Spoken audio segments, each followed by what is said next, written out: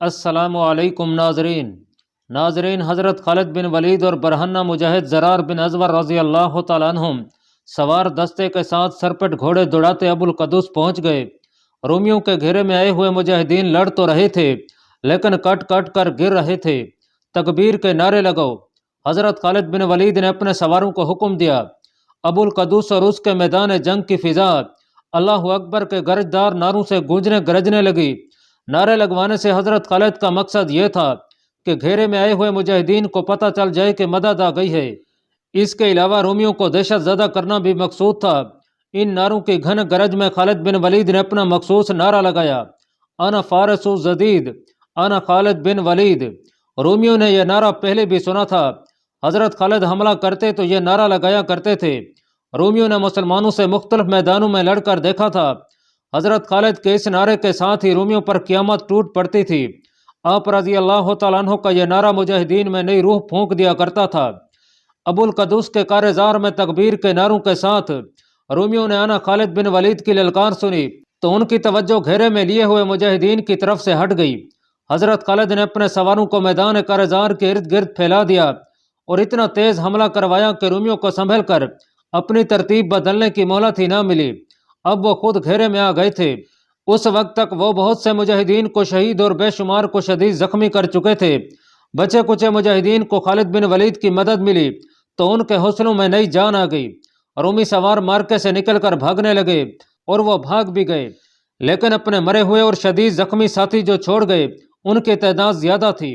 مسلمان سواروں کا جانی نقصان بھی معمولی نہ تھا۔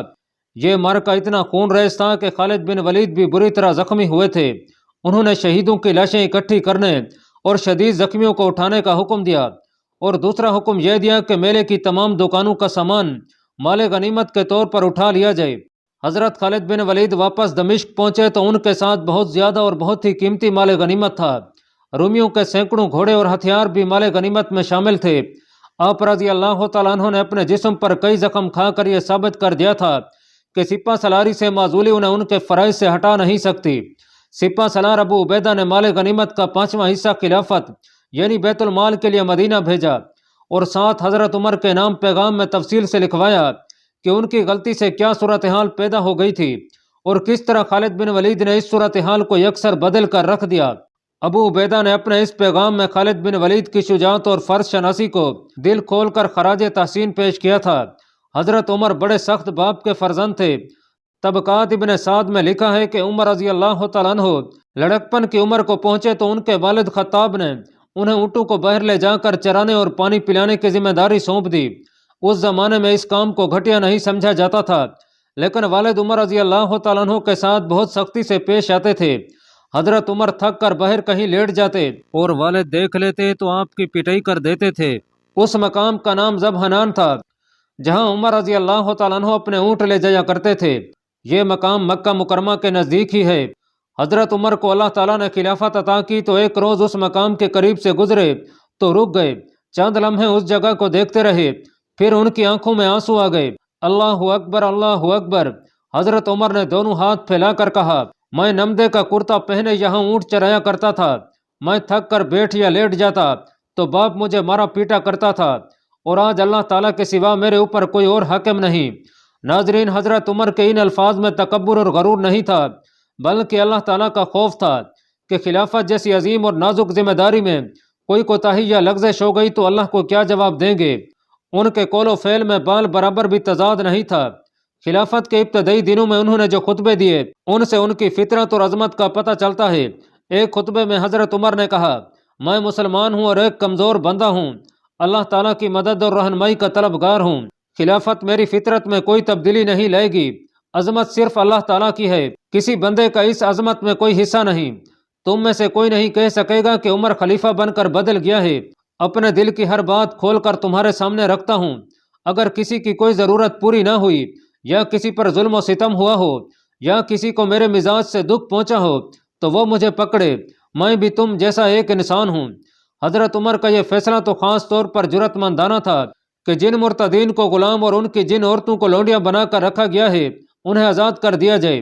ان دنوں خلافت کے کسی بھی حکم پر اعتراض کیا جا سکتا تھا، اور اعتراض کرنے والا آدمی بھری محفل میں خلیفہ کے روبرو اعتراض پیش کرتا تھا اور خلیفہ اس حکم کی وضاحت کرتا تھا، لیکن حکم عدولی کی جرأت کسی میں نہیں تھی۔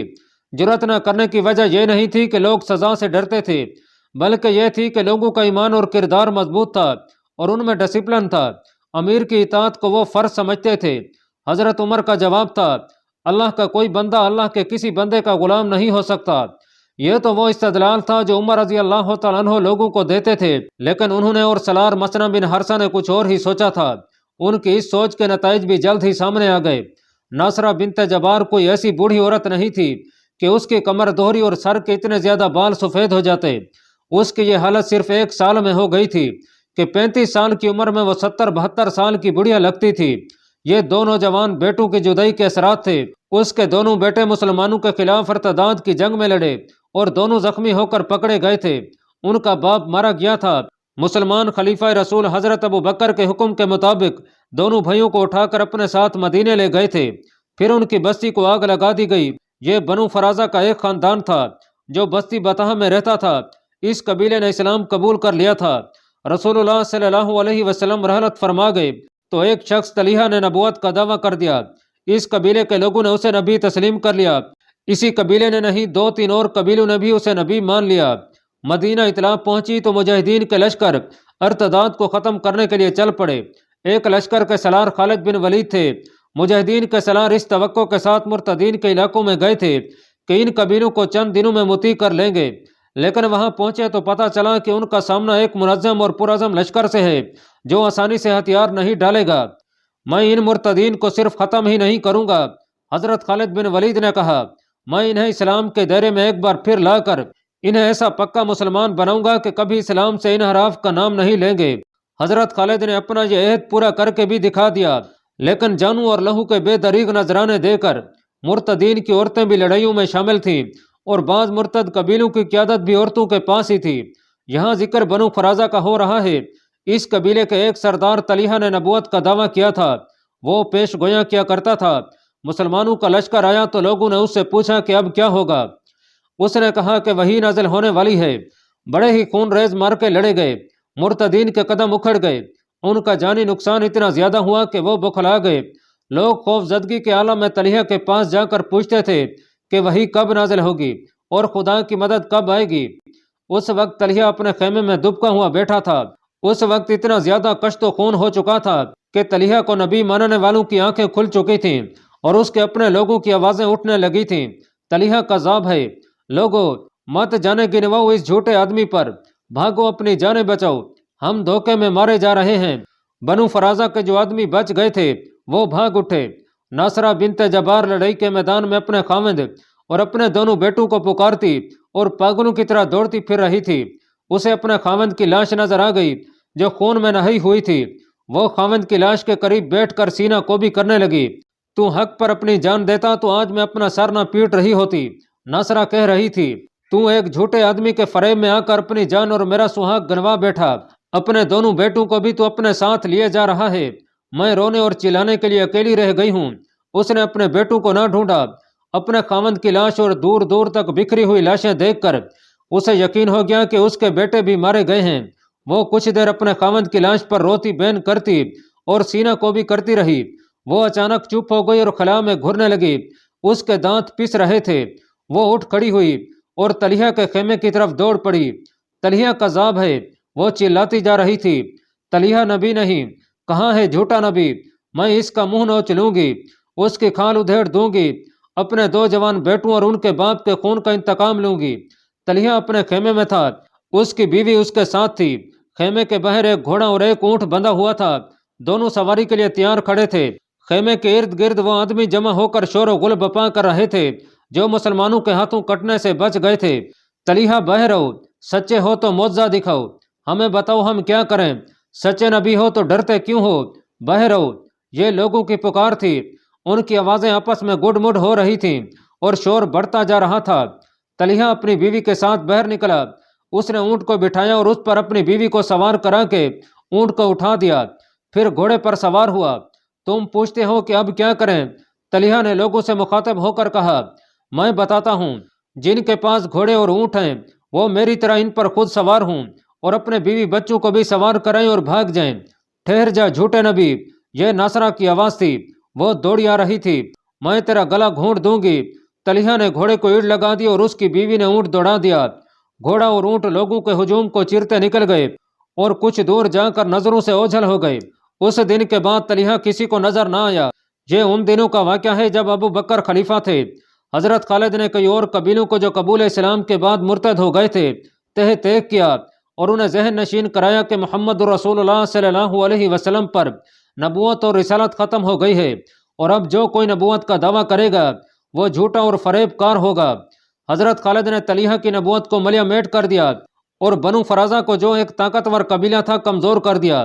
تو یہ امید پیدا ہو گئی کہ ارتداد کا فتنہ چند دنوں میں کچلا جائے گا، لیکن ایک عورت زہر سے بھری ہوئی ناگن کی صورت میں سامنے آ گئی۔ اس کا نام ام زمل سلمہ بنت مالک تھا اور سلمہ کہلاتی تھی۔ کچھ عرصہ پہلے کا واقعہ ہے جب رسول اللہ صلی اللہ علیہ وسلم زندہ تھے۔ مشہور صحابی سلار اسامہ رضی اللہ تعالیٰ عنہ کے والد زید بن حارثہ رضی اللہ تعالیٰ عنہ بنو فرازہ کے علاقے میں سے گزر رہے تھے۔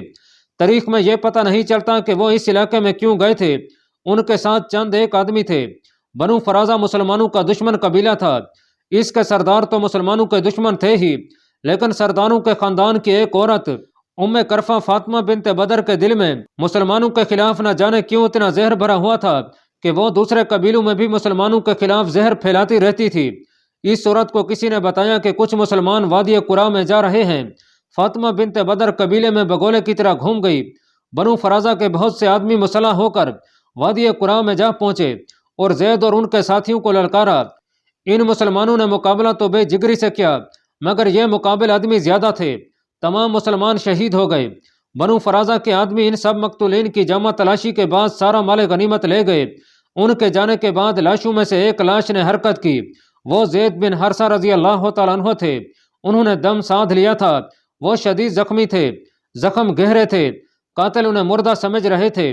زید جس طرح اٹھے اور زخموں سے چور جسم کو گھسیٹتے ہوئے مدینہ پہنچے، وہ قوت ارادی کی ایک حیران کن مثال ہے۔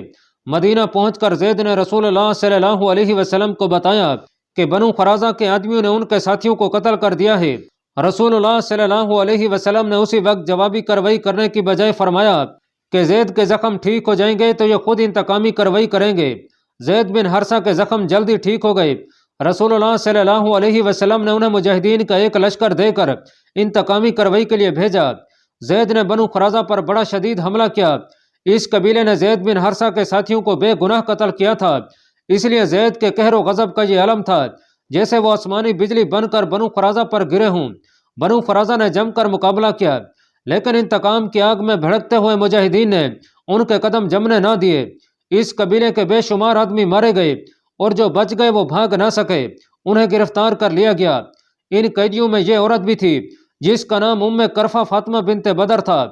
اس کے ساتھ اس کی کمسن بیٹی سلمہ بھی تھی۔ بنو فرازہ کے جنگی قیدیوں نے بتایا کہ زید کے ساتھیوں کو فاطمہ بنت بدر نے قتل کروایا تھا۔ رسول اللہ صلی اللہ علیہ وسلم کو بھی بتایا گیا کہ یہ عورت سراپا شیطان اور بڑا ہی حسین اور چلتا پھرتا فتنہ فساد ہے۔ اس کے متعلق یہ بھی بتایا گیا کہ مسلمانوں کے خلاف اس کے دل میں اتنی زیادہ نفرت ہے کہ یہ کہا کرتی ہے کہ میں صرف اس مسلمان کو پسند کرتی ہوں جو مرا ہوا ہو۔ رسول اللہ صلی اللہ علیہ وسلم نے اس عورت کے متعلق اس کے اپنے قبیلے کے لوگوں سے یہ ساری باتیں سنی اور یہ دیکھا کہ یہ عورت کتنے زیادہ آدمیوں کی موت کا باعث بنی ہے، تو آپ صلی اللہ علیہ وسلم نے اسے سزائے موت کا حکم دے دیا۔ آن حضور صلی اللہ علیہ وسلم کے حکم کی تعمیل فوراً ہوئی اور اس عورت کو ہلاک کر دیا گیا۔ فاطمہ بنت بدر تو دنیا سے اٹھ گئی، پیچھے اس کی بیٹی سلمہ رہ گئی جو شکل و صورت سے بھولی بھالی اور معصوم لگتی تھی۔ رسول اللہ صلی اللہ علیہ وسلم نے اسے دیکھا تو اس پر رحم آیا کہ یہ لڑکی اپنی ماں کے گناہوں کی سزا بھگت رہی ہے۔ آپ نے اسے ام المومنین عائشہ رضی اللہ تعالیٰ عنہ کے حوالے کر دیا۔ حضرت عائشہ صدیقہ نے اس کی معصومیت کو دیکھتے ہوئے اسے ماں جیسے پیار سے گھر میں رکھا، مگر یہ لڑکی ذرا سی دیر کے لیے بھی خوش نہیں رہتی تھی۔ اس کے چہرے پر ہر وقت افسردگی طاری رہتی، وہ کسی کام میں اور کسی بات میں دلچسپی نہیں لیتی تھی۔ تھوڑے ہی عرصے بعد ام المومنین عائشہ صدیقہ رضی اللہ تعالیٰ عنہ نے اسے آزاد کر دیا اور اسے اس کے قبیلے میں بھیج دیا۔ سلمہ جوانی کی عمر میں داخل ہو چکی تھی۔ وہ قبیلے کے کسی معمولی گھر کی لڑکی نہیں تھی، وہ قبیلے کے اونچے اور سردار خاندان کی بیٹی تھی۔ وہ جب اپنے قبیلے میں واپس آئی تو قبیلے کا بچہ بچہ اس کے استقبال کے لیے نکل آیا۔ اتنی خوبصورت اور جوان لڑکی کو مسلمانوں نے آزاد کیوں کر دیا ہے؟ استقبال کرنے والوں میں سے کسی نے کہا، یہ مسلمانوں کی چال معلوم ہوتی ہے۔ ایک اور آواز اٹھی، اس لڑکی پر اعتبار نہ کرنا، اس کی ماں کہاں ہے؟ سلمہ کے پہنچتے پہنچتے قبیلے میں یہ افواہ پھیل گئی کہ فاطمہ مسلمانوں کے پاس اپنی مرضی سے گئی ہے اور اس نے اپنی بیٹی سلمہ کو کوئی الٹا سیدھا سبق دے کر یہاں بھیج دیا ہے۔ سب لوگ سلمہ کی واپسی کو مسلمانوں کا دھوکہ سمجھ رہے تھے۔ سلمہ کا استقبال کر کے جب اسے گھر لے جانے لگے تو وہ رک گئی۔ میں ابھی اپنے گھر میں قدم نہیں رکھوں گی، سلمہ نے اپنے عزیزوں سے کہا۔ میں بنو قریظہ کی غیرت کو جگانا چاہتی ہوں۔ وہ دوڑ کر ایک اونچی جگہ کھڑی ہو گئی اور ہاتھوں کے اشارے سے سب کو اپنے قریب بلایا۔ مرد تو پہلے ہی باہر نکل آئے تھے، گھروں سے عورتیں بھی نکل آئیں۔ ایک ہجوم تھا جو اس کے ارد گرد اکٹھا ہو گیا تھا۔ اے بنو قریظہ، سلمہ نے چلا چلا کر کہا، کیا تمہاری غیرت مر گئی ہے؟ خاموش کیوں کھڑے ہو؟ جواب دو۔ نہیں ام زمل، ہجوم میں سے بے شمار آوازیں اٹھیں، ہم زندہ ہیں اور ہماری غیرت بھی زندہ ہے۔ تو صرف اپنے باپ کی نہیں پورے قبیلے کی بیٹی ہے۔